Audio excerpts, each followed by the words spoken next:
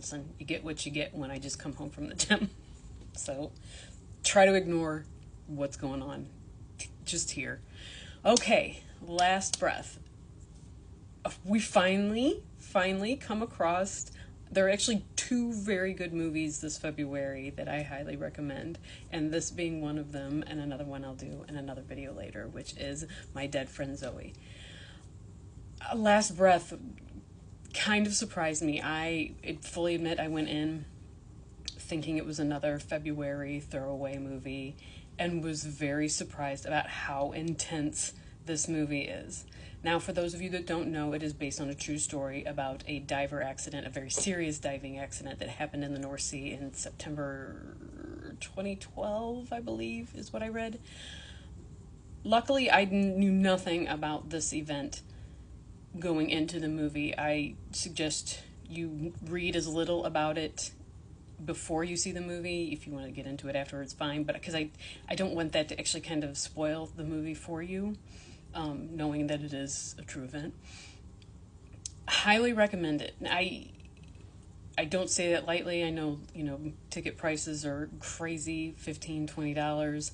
I definitely think it's worth $15 or $20. But even if you don't want to spend that, try to see it for the $5 or $6 at the theater. I think getting into an immersive, very dark theater when you're dealing with a movie that deals with in the ocean, in a sea, underwater, diving, claustrophobia, I feel like it kind of brings more. I wish more people would have seen 13 Lives in the theater than just streaming it home. I believe that's on Prime, but that's beside the point.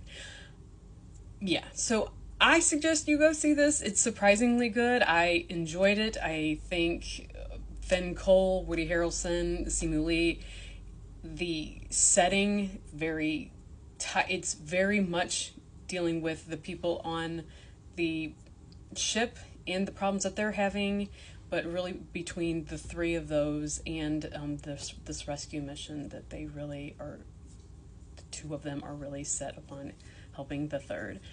Again, yeah, highly recommend it. See it.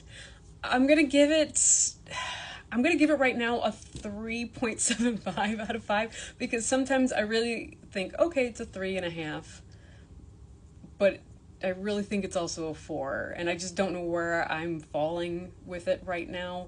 A lot of times I can actually change after I've seen a movie 2 or 3 times, but right now I'm settling on somewhere between there. I think it'll flesh itself out later on, but definitely go see it, and until then.